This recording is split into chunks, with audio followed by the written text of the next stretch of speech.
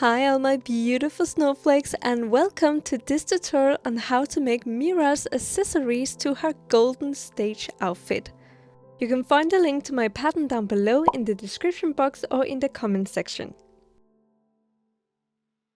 The first accessory we will make is the flower on her top, so go ahead and cut out the bottom part of the flower pattern. For the cutting, I recommend using a crafting knife and to start cutting the inner part of the petals out first.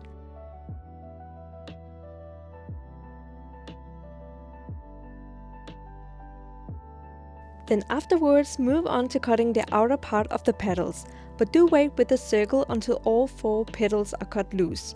This way the paper will still have some stability and it does lower the chance of the paper getting ripped.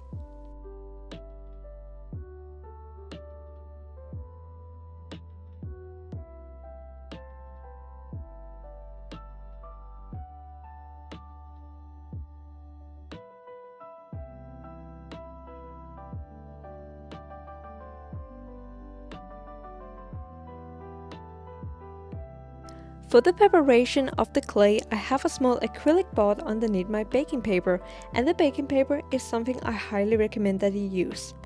Then when it comes to rolling out the clay, I use an acrylic roller and I only use the weight from my hand. I do not add any pressure. Once you're done rolling, you take a scraper to loosen the clay. This step is important because it makes the excess clay easier to get removed while we cut out our pattern. Adding the pattern is easy. A few taps with your fingers or a good roll should be enough.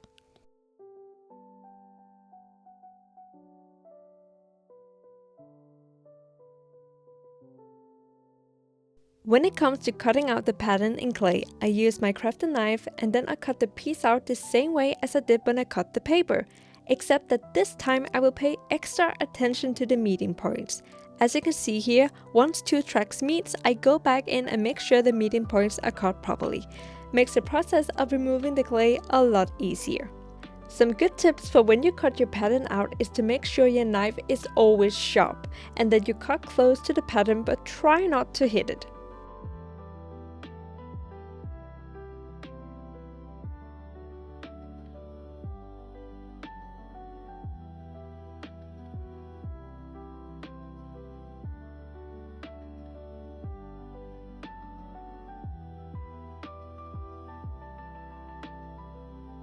Here is a good example of where I did not cut the meeting point properly, but it's still an easy fix. Then the same way as I cut the paper out, I start with the petals but leave the circle for last.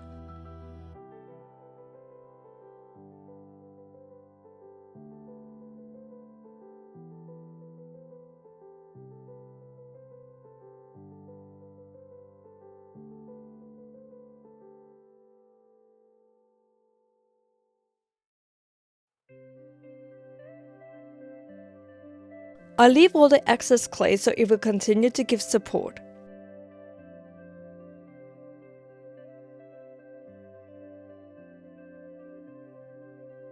And then once all the petals are cut, I'll then move on to the circle while I'll also remove all the excess clay.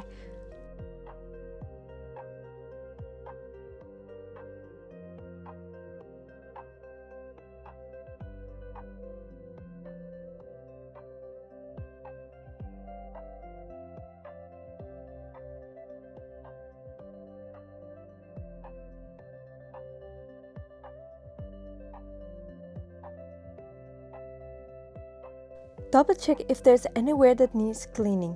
Once you have done that, you can then put this piece in the oven or put it aside and start on the other accessories so they can be burned together. Do feel free to skip ahead in the video for how to cut out the other accessories and then come back for when you are ready for step 2 in making the chest flower. While it's in the oven, we can then proceed to cut out the top flower.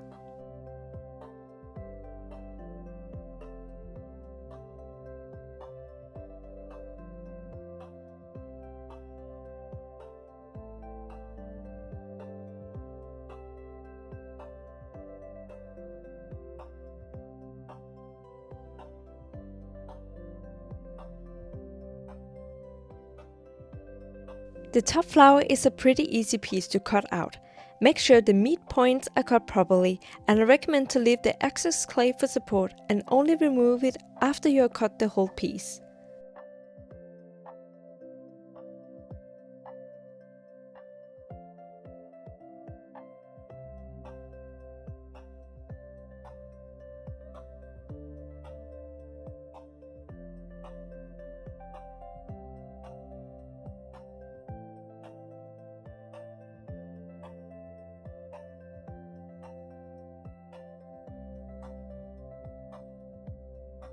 Go back to your pattern and cut out the circle.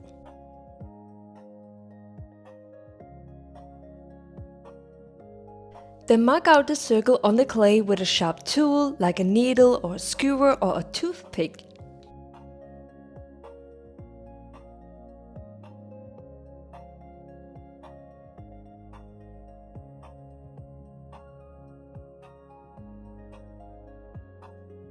Then with a duding tool I smooth out the circle.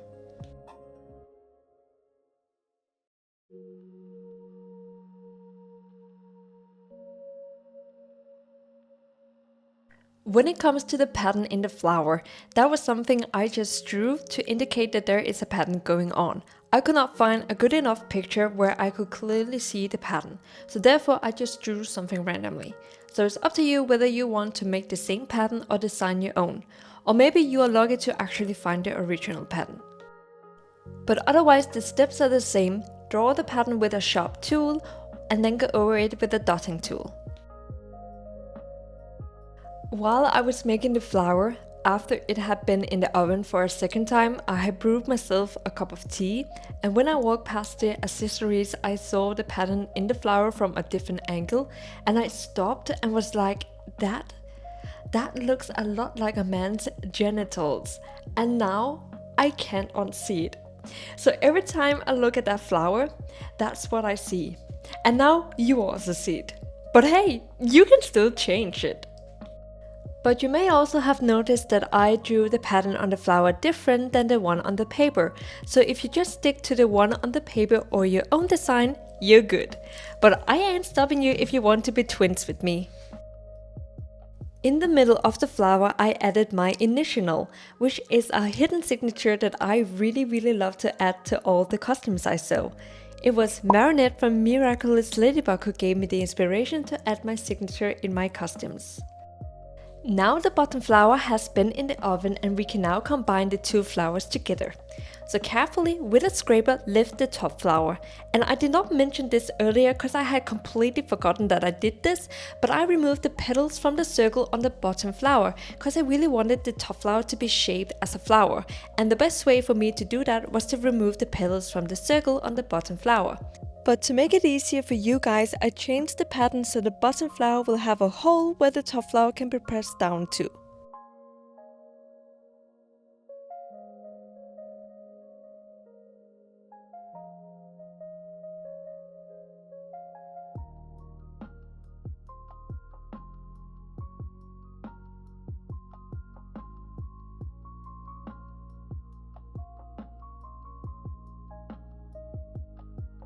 After I had placed the flower to my liking, I started to shape it with the help of a tool to help me hold the petals down while I shaped them.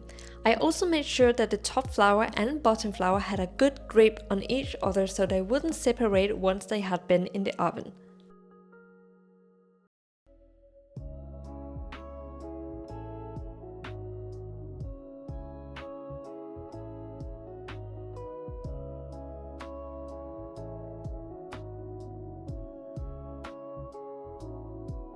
Then to make sure the petals wouldn't collapse in the oven, I rolled small balls to lay underneath them for support.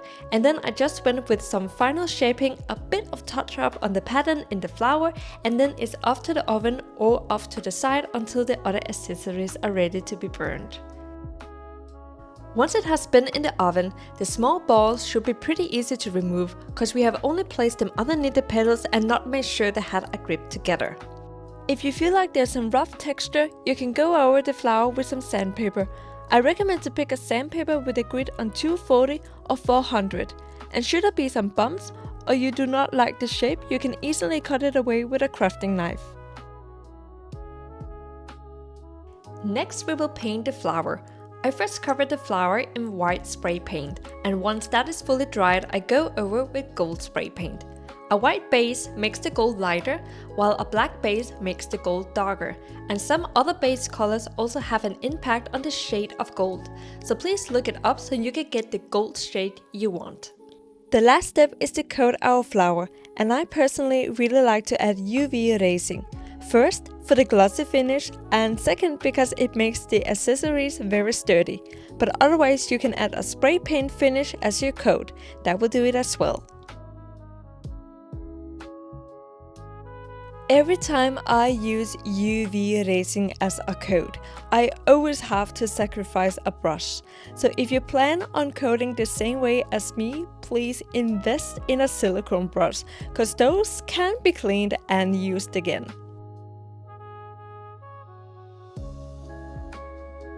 I work in small sections and take my time to prime.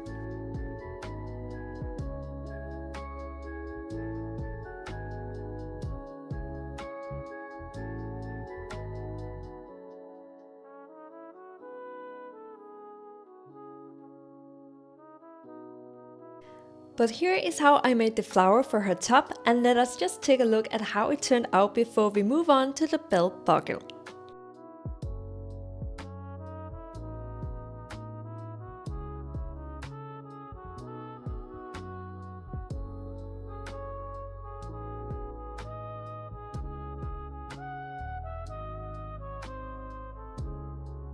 I will now show you how I made the belt buckles for the belt on her skirt. And while I was making the costume, I noticed along the way that the things on the belt are not buckles but ribbons. But at that time I had already started to make the buckles, and therefore I decided to stick with it. So now you guys know in case you wondered, or now you know in case you had noticed this detail yourself.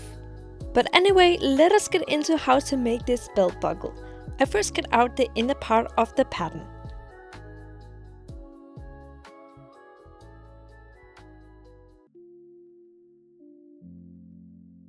Then I move on to the outer part, leaving the circle for last, so the pattern will still have some support while it gets cut.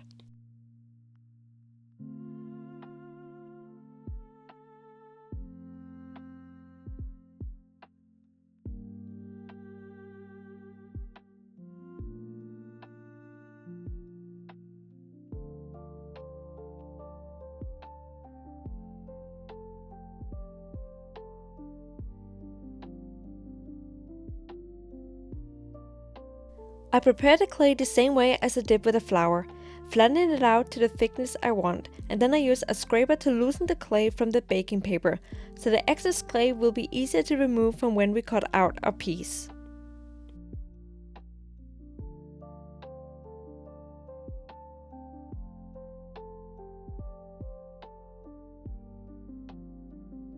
Then I cut out the buckle the same way as I did when I cut out the pattern, but just like with the flower, we make sure that our midpoints are cut properly.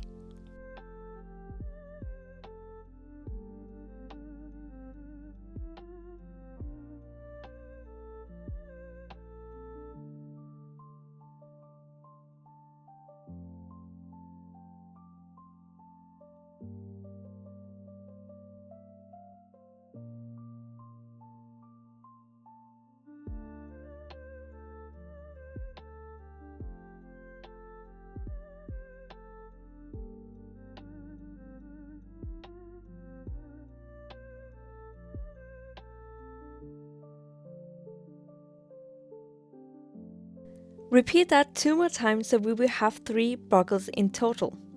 I really wanted a rhinestone on my buckle, so I marked it in the middle of the circle with the help of a rhinestone, and once I had done that, they went on a trip to the oven. Once they had been in the oven and cooled down, I went ahead and rounded the edges with my crafting knife.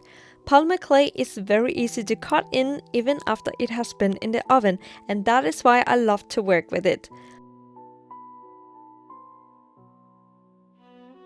But one of the buckles did break during the cutting process. Fortunately, it was fixable with some quick drying glue. Once I was satisfied with their new shape, I went to paint them with white spray paint and then gold spray paint. And then the last step is to coat them with UV resin and also add the rhinestones.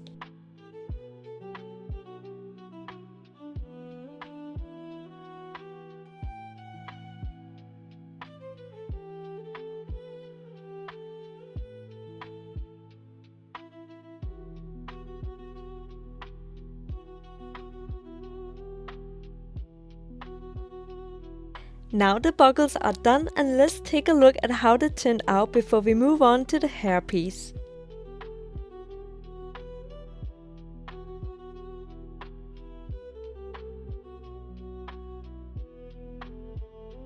Before I explain the hairpiece, you guys need to know that this part of your pattern is different from mine. I concluded after making my hairpieces that this part was too thin and very hard to cut out. So therefore I have remade this part so it is thicker now and should be easier to cut out. In general, this pattern is a lot more complicated to cut out than the others. It takes time and patience. Also, this piece is a trust the process. When we cut out this piece in clay, it is not the base that will make this piece pretty, but the sculpting process after it has been in the oven. So when you cut the piece, don't focus too much on making the piece look exactly like the pattern. We will make that happen after it has been in the oven. I will now let you guys watch how I cut out this pattern, so please relax, take it in and enjoy this Your Idol Lo-Fi by Melodies for the Heart. I'm going to speed up the process a bit or else we will be sitting here until tomorrow.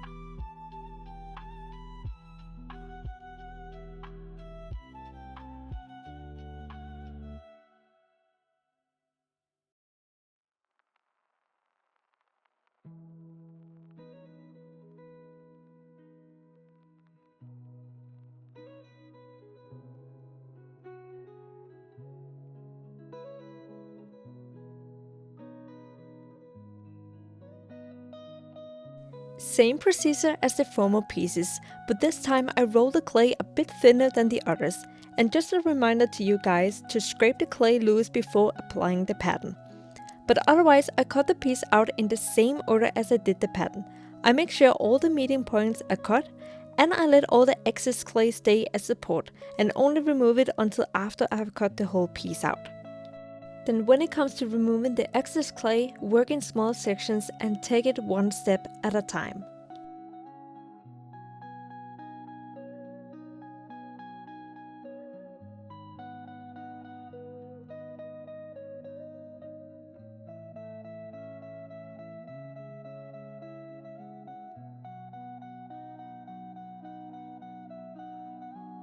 And this is what I meant earlier when I say don't focus too much on the base piece.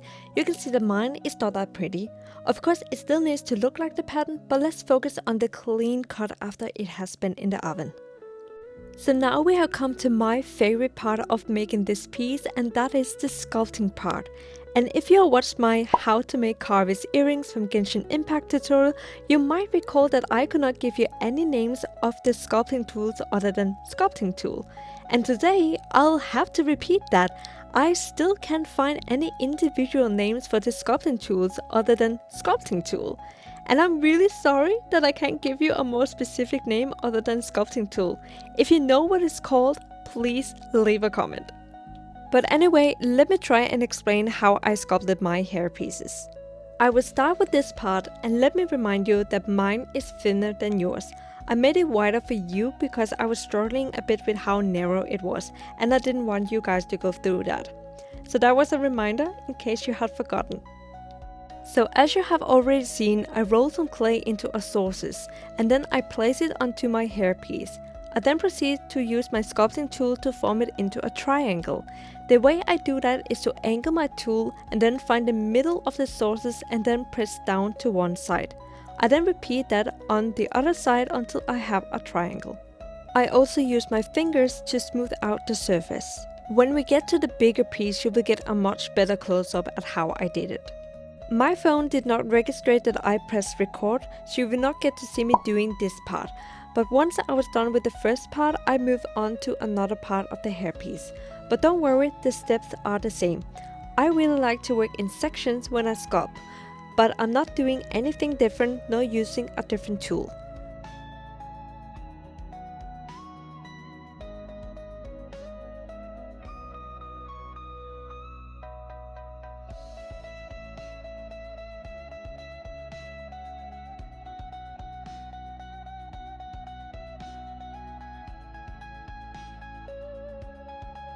So I think you might have gotten the idea of how I sculpted my hair pieces, but now I will show you the close-up and then it's up to you if you want to watch it or skip ahead.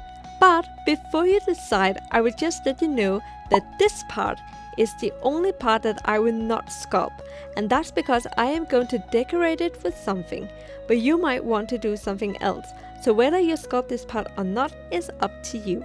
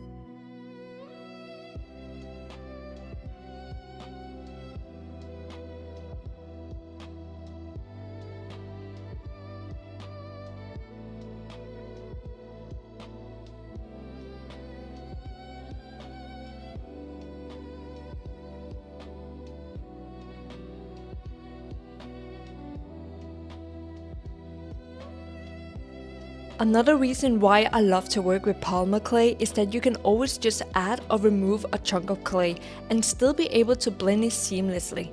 It blends so well together, no cracks, no need to use water, your fingers are enough. If this video will be the reason you pick up polymer clay, trust me, you are going to love this. If you can't afford nor have the space for a 3D printer, this is the one of the alternatives I recommend.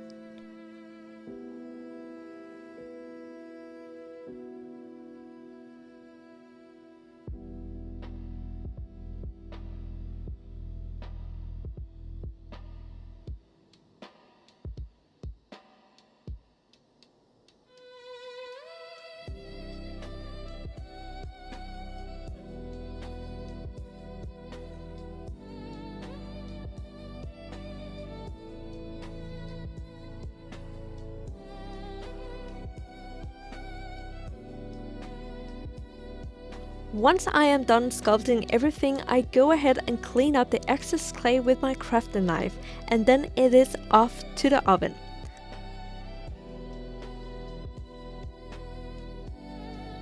Once it has been baked, it's painting time, and that is the same as the other pieces. And yes, you guessed it, once it's dry, it's coating time.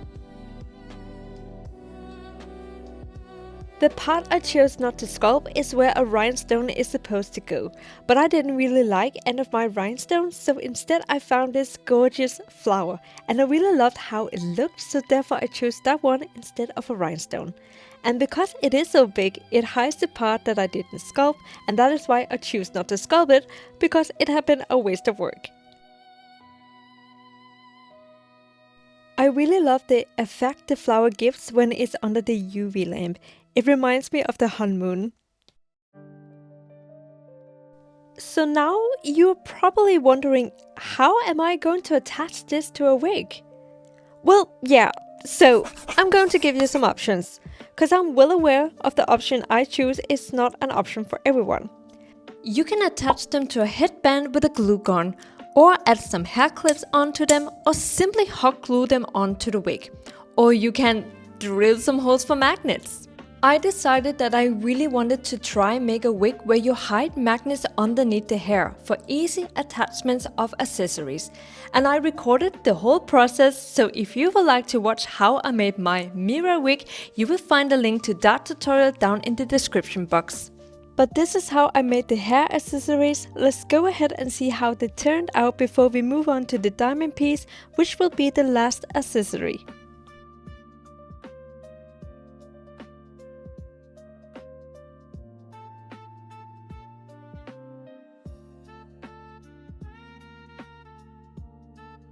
For cutting out the pattern, I used a ruler. It is not necessary, but it is a great helping tool. I also had to censor out a logo on the ruler, which I do manually. It takes a lot of time to do, and therefore you will not see me cut the whole pattern out. I know it's very unsatisfying to watch, sorry. I think you guys know by now how to cut out the pattern in clay, but let me show you my very not well thought through decision on using the ruler to cut out the clay. I don't even know why I thought this was a good idea, like it's so unnecessary. The paper is enough to guide the knife.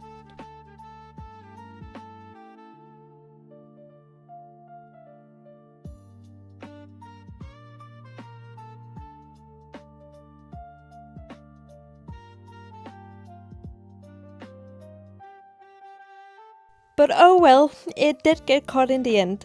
We need one more piece before it's tripped to the oven, so go to the pattern and cut out the inner diamond so you are left with a frame.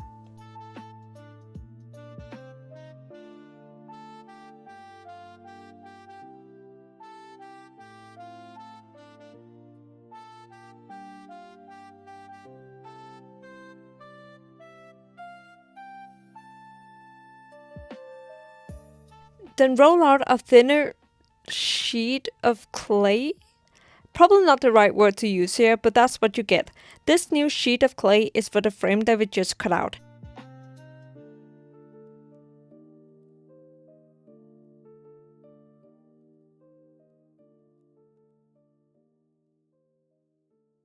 You can also see here that this time I decided to not use the ruler to help cutting out the pattern.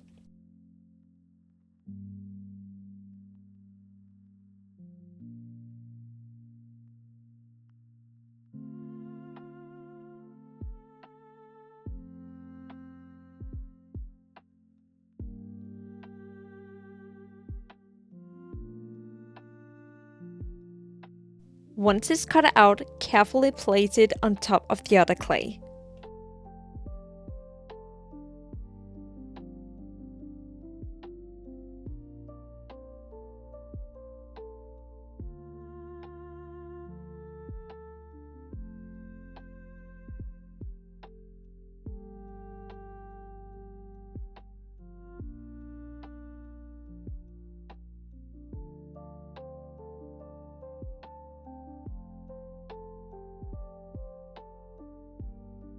And once you are satisfied with the placement, then it's off to the oven.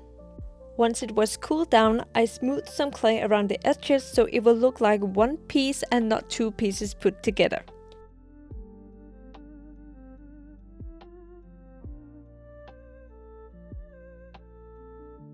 And here you can see the difference.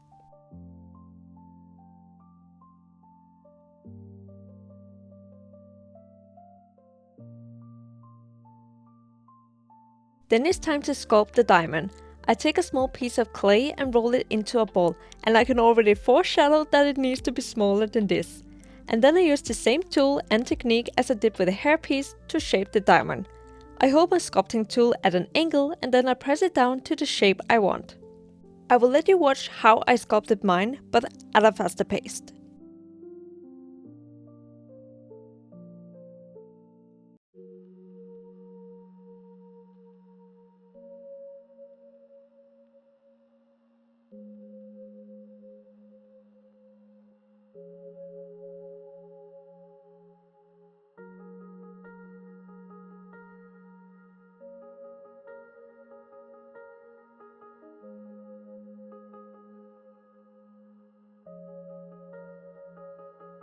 I also used a needle tool to make distance between the diamond and the frame, to give it more dimension.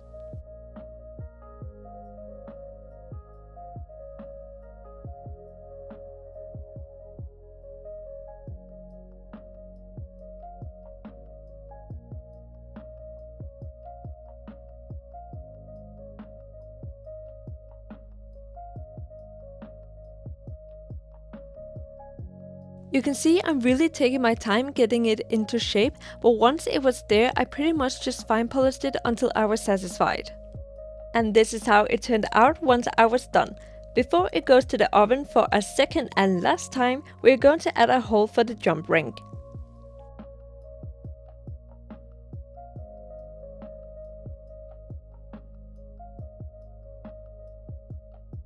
I painted the whole piece the same way as I did with the other accessories, but then when it came to the diamond I did not have any spray paint in the correct color, so I chose to paint it with acrylic paint instead.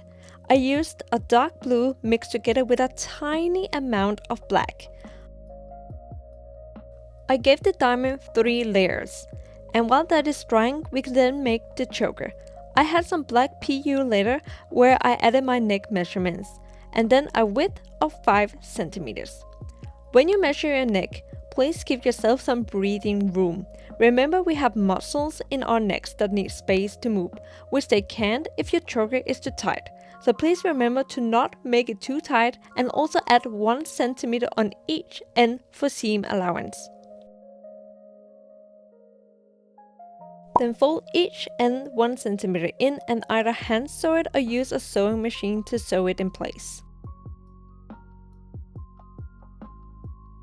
Then for the sides, I fold them so they meet in the middle, and then I sew them down. You can use some needles to help holding the leather in place. I felt pretty brave that day and choose to not use any, and believe it or not, it went well.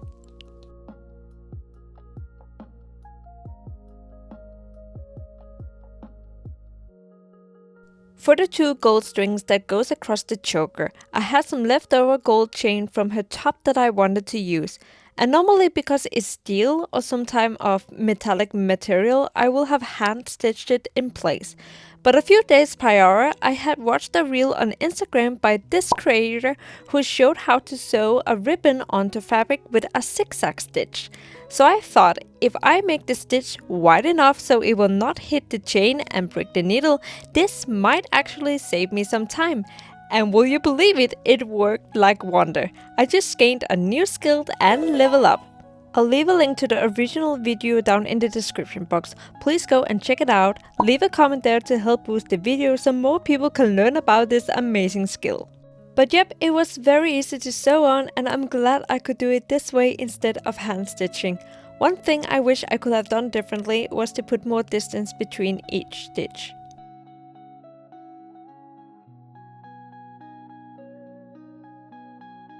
The diamond should have dried now and be ready to get a jump ring attached. I did not have one that was big enough, so I made my own.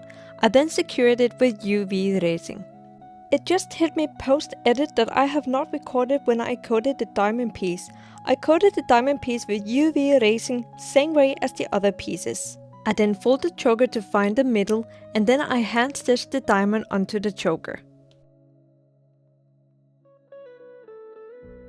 I also hand stitched a lobster clasp and a jump ring to the ends. On the jump ring I added UV resin to the opening so it wouldn't fall off through the thread.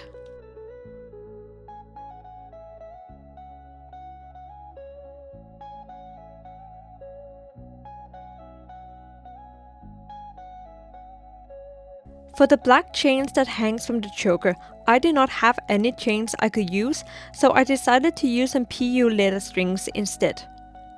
When it comes to the length of each string, I looked at a reference picture and eyeballed it. I did not take any measurements for the strings, I only measured the length for the distance of where they should be placed on the choker. I have then decided to measure the length of each string for this tutorial, so you will have something to go by. Just be aware that they might not be 100% correct. You can still just eyeball it if that's what you want to do. I'm pretty sure it will turn out great no matter what. Let me explain my drawing before I show you how I attach the strings to the choker. Let's take the green string that is 16 centimeters and has a distance of 7 centimeters. Your diamond is your middle point. I use the stitches on the back to measure from. You take the 7 centimeters and divide it by 2, which is 3.5 centimeters. Then from your middle point, aka the stitches in the back, you measure 3.5 centimeters on each side. And you do the same for the 6 centimeters, the 3 centimeters and the 4 centimeters. The 5.5 and 6 centimeters might change depending on how long or short your choker is. I marked with a pin my distance between each string, and then I concluded that I couldn't hand stitch the string, so therefore I decided to attach them with UV resin.